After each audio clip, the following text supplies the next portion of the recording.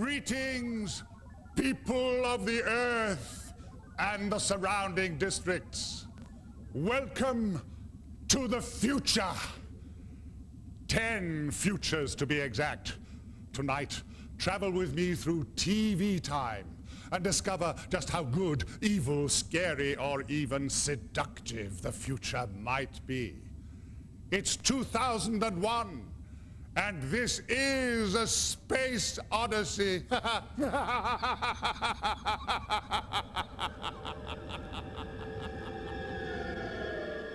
Space, the fictional frontier. Who's out there, and what are they up to? Well, according to your TV, something like this.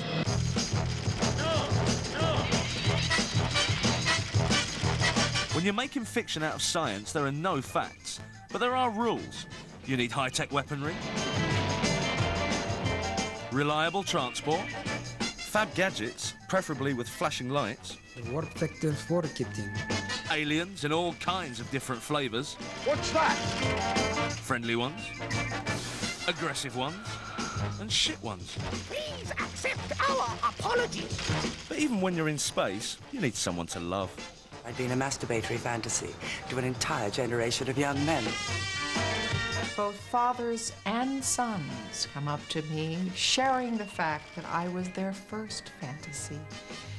Let me tell you, that's a bit bizarre. Most important of all, to keep your space-time continuing, you'll need people who'll dress up like you. There are the contingents who do turn up in their anoraks and carry their little plastic bags and obviously haven't left their house since, you know, they were 16 and still live with their mother.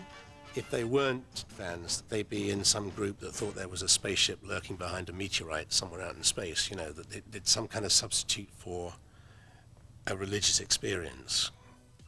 There's more to it than that. I mean, most science fiction conventions are just the chance to go and get pissed for a weekend and meet some of your favourite stars. So stock up on the Romulan Real Ale and your Pan-Galactic Gargle Blasters, because tonight you're going to meet the shootingest stars in TV's sci-fi universe. From day-glow American space cowboys to po-faced black and white British doom-mongering. Don't it make you proud? All right, they're dead. Terrifying production values, fabulous outfits, astonishing special effects, and really scary monsters. Jesus, what's that?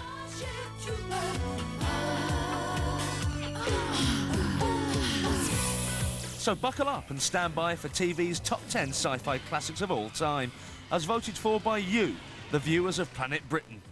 Let's go back to the future.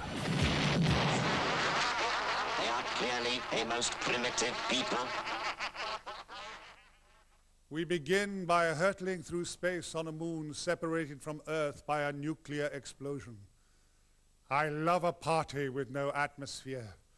And so will you, because tonight we're going to party like it's, well, to start with, it is the last century. I was a very, very heavy smoker. I used to smoke 100 a day. And I can tell you, when I wrote down 1999, I never dreamed that I would be alive in 1999. And also, it seems such a long way off.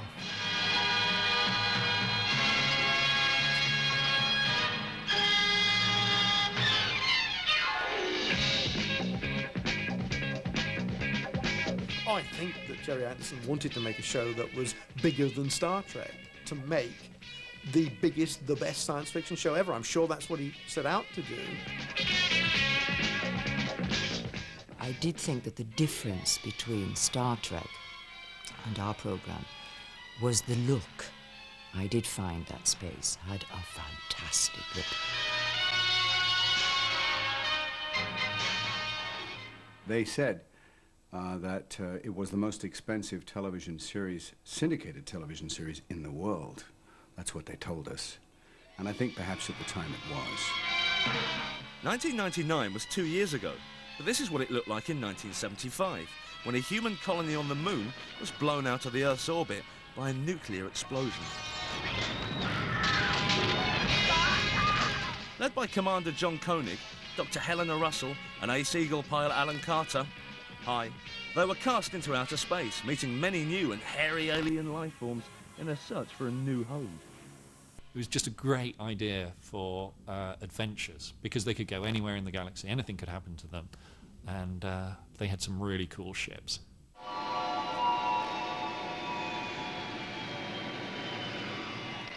Nice touchdown, Alan. It was going to be our odyssey. What would happen to people, those 300-odd people that were left to the mercies of the vagaries of where the moon went?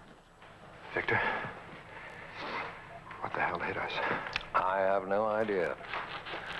I just know we're not where we ought to be. We've changed our position in space. It was just a great idea for a science fiction show. What if the moon, something you see every day or every night, just had gone?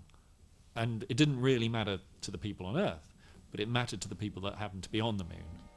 And they were concerned. Much of the show involved standing around in flared pyjamas looking puzzled and occasionally arguing over spilt coffee. You clumsy fool!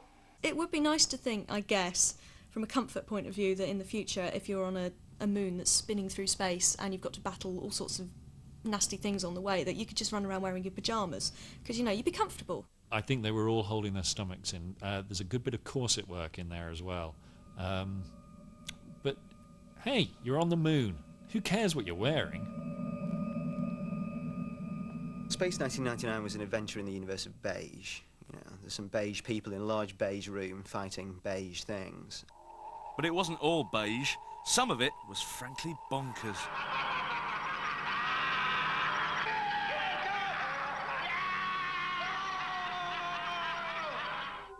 And there was more excitement. Each week the crew confronted special guest aliens such as Christopher Lee, Peter Cushing, Joan Collins, and of course, Bernard Cribbins. But the first season was costing a space bomb, and the ratings fizzled out. There's nothing we can do. The problem, I think, with Space 99 was it didn't sort out what it wanted to be.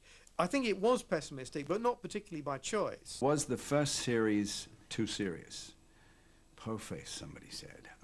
Maybe it was.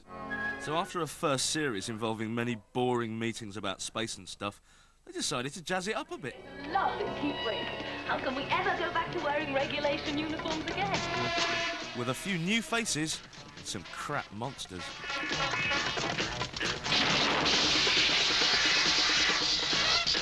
But the most important addition was Maya, a shape-shifting alien lady.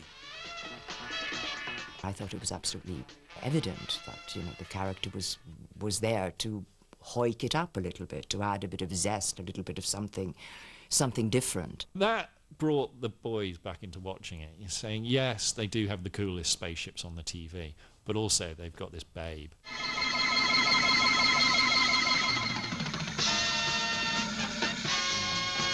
The show, in my mind, became much more of a cartoon rather than a serious live-action show. And over the years, I know that there are followers of the first season and there are followers of the second season. I'm a follower of the first season. So, after an unsuccessful second series, the show was axed, and our heroes were left drifting in space forever. It is one of those shows that you never really worry about the fact they didn't ever wind up the story. I don't really care whether those Moonbase Alpha people ever got home or not.